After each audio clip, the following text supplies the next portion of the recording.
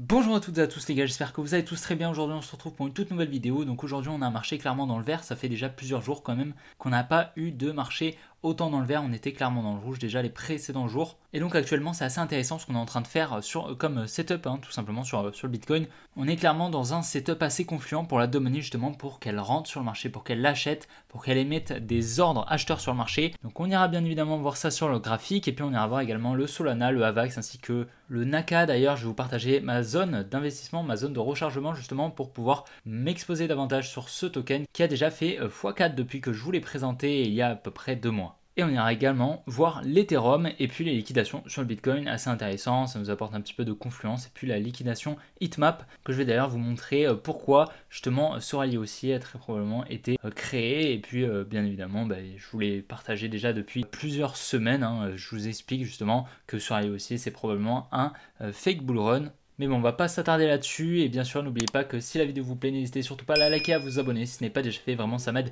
énormément. Et puis les gars, je vous souhaite un bon visionnage. Et là voilà, actuellement on est sur le Bitcoin, donc comme vous pouvez le voir, on est en train de conforter justement cette trendline. Donc ça je vous l'ai montré hier, donc une jolie trendline haussière qu'on a déjà depuis un moment. Donc ici on avait fait, comme vous pouvez le voir, plusieurs touches juste là, ici, là on en a au moins une dizaine ici, une jolie touche ici, pas mal de momentum, et puis ici on va dire qu'on a une petite touche, et puis c'est surtout cette touche ici qui nous intéresse, une touche assez volatile qui nous permet ensuite d'effectuer un joli mouvement haussier comme vous pouvez le voir juste là, et puis on est venu donc créer avec cette touche des equal low, donc un support en fait pour la Domini, pour nous c'est des equal low, mais pour la Domini c'est un support qu'on est venu conforter, donc pour elle c'est assez bullish, justement un joli support ici avec une trendline qu'on vient conforter, pour elle on est clairement bullish. Mais nous, d'un point de vue un petit peu plus compréhension du marché du flux d'ordre, on voit clairement une création de liquidité ici de la part de la Smart Money, permettant donc à la Domini de se placer. Et donc, on a pas mal de liquidités ici d'ordre de la Domini qui sont placées juste en dessous du support qu'on va venir probablement chercher dans les prochains jours. Et donc après, comme si ce n'était pas suffisant, on a ici une très grosse trendline baissière qu'on est venu casser ici avec pas mal de momentum, et on est venu s'arrêter juste ici avec des equal high, donc une résistance pour la Domini. Donc ici la Domini va voir un espèce de range comme on a juste là, ici donc avec une jolie résistance qui est placée juste en dessous de cette jolie supply, cette supply qui est probablement un high protégé. Enfin c'est surtout la supply où on a pas mal d'ordre en négatif, tout simplement parce que on est venu ici liquider cette trendline juste là avec ce high juste ici qui nous a permis d'effectuer ce joli mouvement baissier. Donc on a pas mal d'ordre en négatif de la Smart Money ici à venir effectuer la mitigation. C'est pour ça qu'ici on a une création de liquidité ici, donc on a pas mal d'ordre ici qui va nous permettre d'effectuer la mitigation donc de cette supply, ce qu'on va venir les chercher. Voilà, donc elle va pouvoir refermer ses ordres grâce à la contrepartie qui est présente justement au-dessus de ces highs afin de probablement effectuer un mouvement baissier à la suite justement de cette mitigation. Donc clairement, étant donné qu'on est venu casser cette trendline, en plus de ça avec ce gros support qu'on est venu conforter et cette trendline, il est clair que la Domini ici se place largement en achat et on peut le voir sur Twitter. J'ai partagé d'ailleurs un sondage de mon ami Crypto Sauvage sur Twitter. D'ailleurs, n'hésitez surtout pas à aller vous abonner si ce n'est pas déjà fait à mon compte Twitter. Et donc on voit que clairement il y a 70% des intervenants qui ont justement participé au sondage qui sont assez bullish sur le Bitcoin. Donc ça prouve justement que cette Domini est assez bullish, mais bon, on n'a pas besoin du sondage, clairement on le voit ici. Donc là, clairement avec cette confluence en fait qu'on a, avec clairement on a une Domini qui est acheteuse ici, donc qui injecte des ordres en achat, permettant en face à la Smart Money justement de probablement prendre des profits sur ce mouvement haussier, même peut-être le mouvement haussier, le rallye haussier qu'on a déjà depuis plusieurs semaines, et surtout effectuer la mitigation donc de cette supply à la suite et probablement injecter des ordres en vente afin d'effectuer probablement des plus bas. Peut-être un top local qu'on a trouvé ici, c'est tout à fait possible et qu'on va à présent effectuer des plus bas. Dans tous les cas, ici on aura probablement un rebond lorsqu'on viendra chercher cette supply et puis après j'attendrai un retour en dessous de ces equal low juste ici, et si on s'amène à effectuer des plus hauts, il est probable qu'on prenne appui sur cette dimension juste ici, donc une cassure de la trendline haussière qu'on a juste ici, donc une liquidation permettant donc à la Smart Money d'injecter en fait des ordres en achat grâce à la contrepartie vendeuse qui se placera juste en dessous de cette trendline haussière. Lorsqu'on viendra la casser, en fait la Domini va se placer en vente et donc la Smart Money en face pourra acheter, donc effectuer un mouvement haussier. Donc c'est pour ça que cette demand est assez pertinente, donc on va la surveiller de très très près et on va rester à l'affût justement sur ce que va nous faire le Bitcoin. Dans tous les cas, pour le moment, il n'est pas pertinent de rentrer, clairement. Ici, on est venu dans une demand juste ici. On va probablement venir chercher cette supply. En tout cas, ça ne m'étonnerait pas du tout. Ici, c'est une demand assez intéressante en lower time frame. Donc là, on ne la voit pas, mais elle devait être par ici. Simplement parce que c'est elle qui a permis la cassure de ce gros support résistance. Hein, d'ailleurs, qu'on peut allonger juste ici, hein, car on a quelques touches. Et donc, on a pas mal d'ordres négatifs ici qu'on vient effectuer à mitigation. On va probablement avoir un rebond. Et donc pour le moment, pour rentrer, on va attendre d'abord une liquidation au minimum de ces equal high et peut-être pour rentrer en short et venir target ces equal low juste ici. Dans tous les cas, on va rester à l'affût, mais clairement on va attendre une liquidation au moins du nord ou du sud, une des deux, et pour peut-être aviser, prendre une position. Ça dépendra réellement de quel côté on va venir chercher en premier, mais je pense clairement que ce sera le nord. En tout cas, ça m'étonnerait que ce soit l'inverse. Donc très intéressant ici, on est sur la liquidation heatmap. Donc la heatmap, donc c'est en fait le niveau de liquidation sur la charte tout simplement du Bitcoin. Et en fait, tous ces niveaux de liquidation, c'est des ordres en vente, hein, tout simplement parce que c'est des niveaux de liquidation, donc de sortie de trade de la dumb money, justement, d'ordre en achat avec du levier. Donc tout simplement, ça représente des ordres en vente permettant à la smart money, lorsqu'on va venir les chercher, tout simplement de venir fill, tout simplement. Donc fill, ça veut dire remplir en fait ces ordres en achat, donc, et lui permettant de capitaliser donc sur ses positions sur Bitcoin précédentes et aussi donc de injecter des ordres sur Bitcoin tout simplement, donc acheter du Bitcoin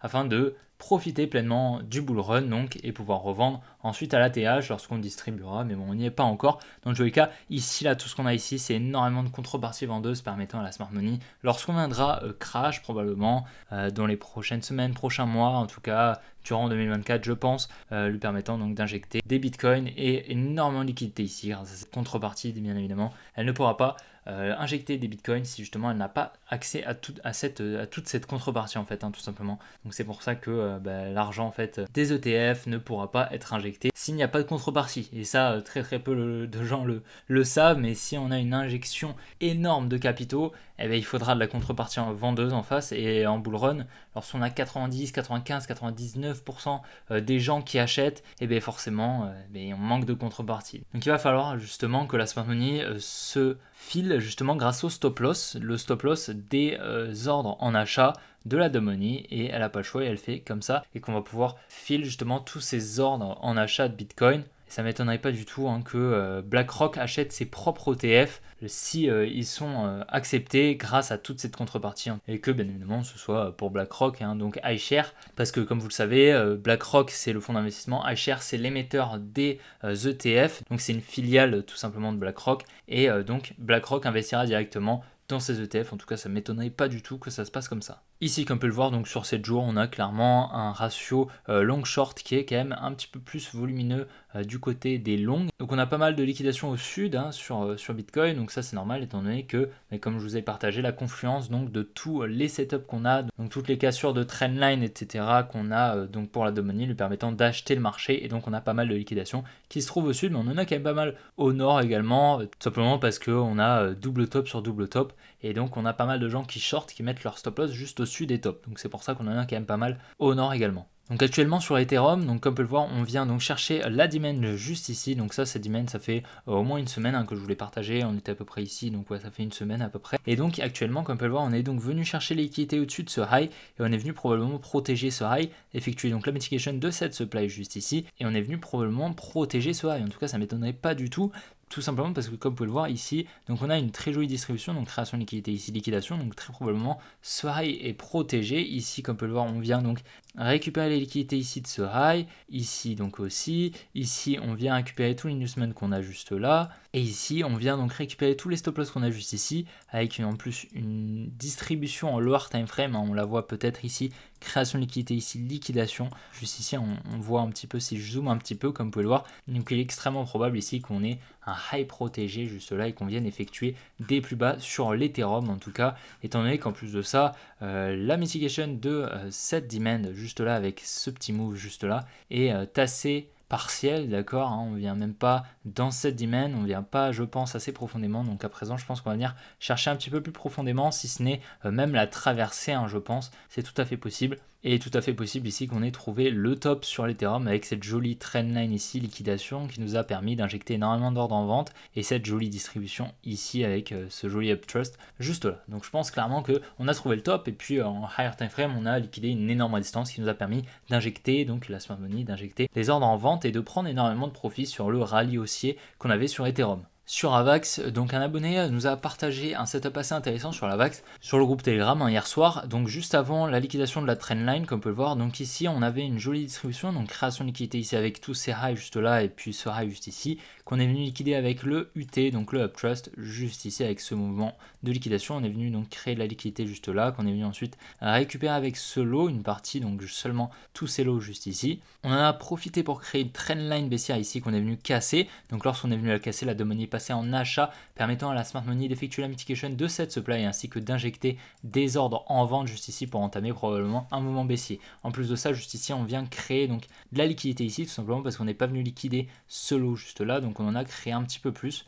permettant justement d'être attiré et d'attirer le prix tout simplement parce qu'on a pas mal de liquidités et donc la smart money va venir les récupérer tout simplement. Ici en lower time frame, si on regarde, donc ça c'est intéressant, on vient donc effectuer une création de liquidité juste ici avec tous ces règles qu'on vient liquider tranquillement, effectuer la mitigation donc de la supply en rose pour ensuite créer encore un petit peu de liquidité, liquider une nouvelle fois pour ensuite effectuer un mouvement baissier. Donc je pense clairement que ce high est protégé et puis voilà, on va effectuer tranquillement des plus bas je pense. On va venir récupérer donc toutes les liquidités qu'on a juste ici, les liquidités qu'on a sous ce lot et puis les liquidités qu'on a juste ici. J'attends au minimum la demand des 23 $, autour des 22 $, voilà, si ce n'est baissé peut-être un petit peu plus, on verra hein, selon ce que va nous faire le Bitcoin. Mais voilà, pour le moment je suis assez bearish à court terme sur la Avax, ça il n'y a pas de doute. J'ai vendu d'ailleurs quasiment la totalité de ma Avax, il me reste un tout petit peu, mais clairement on a vécu un énorme rallye haussier qui m'a permis de prendre pas mal de profit sur le Avax, et donc c'est très intéressant honnêtement, assez content justement de ce move. Sur le Naka, donc ceux qui n'ont pas investi lorsque je vous l'avais partagé ici, donc dans la demand ici des 0,6 $, donc à 60 centimes tout simplement, et j'ai une nouvelle zone intéressante, donc la zone juste en dessous de mon alerte comme on peut le voir, donc cette demand juste ici, qui nous a permis la cassure de cette résistance juste ici. Donc on a pas mal d'ordres ici qui sont en négatif, donc on va venir la chercher. C'est justement une zone intéressante justement pour recharger. Moi personnellement je vais recharger encore un petit peu, peut-être 1000-2000 $ justement dans cette demand, étant donné qu'ici en plus de ça on est en train de créer pas mal de liquidité, donc on va venir la chercher, hein, ça y a pas trop de doute, et on va même peut-être la traverser, donc ce serait cool, ça me permettrait d'en racheter encore un petit peu moins cher, et donc étant donné qu'on a un petit peu de liquidité juste ici, donc on pourra venir peut-être chercher cette demand, et ce qui serait vraiment top ce serait venir chercher celle-ci. Donc celle-ci on a pareil une jolie résistance juste ici qu'on vient donc traverser avec cette demand juste ici, donc on a pas mal d'ordre ici qui est en négatif de la smart money qu'on va peut-être venir effectuer la mitigation pour ensuite venir protéger ce lot ainsi que celui-ci pour ensuite repartir à la hausse. Donc ce serait vraiment extrêmement intéressant, ça nous permettrait de nous exposer un petit peu plus. Donc moi comme vous le savez j'en ai acheté vraiment pas mal ici, et donc ça me permettrait justement de spéculer encore plus sur le Naka. En tout cas ce serait vraiment extrêmement intéressant. Et puis donc pour vous, si vous souhaitez justement investir dans le Naka, si vous n'en avez pas déjà,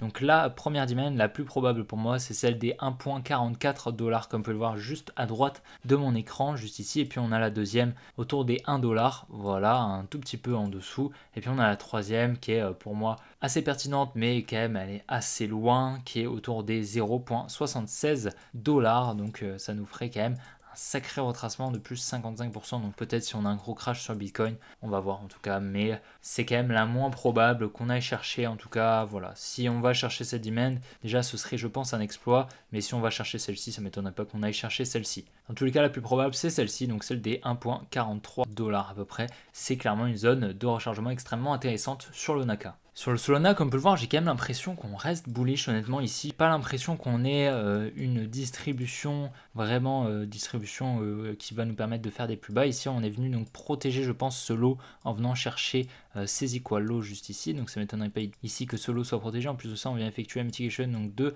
cette demand. En plus de ça, on vient effectuer la mitigation d'une demand en lower time frame.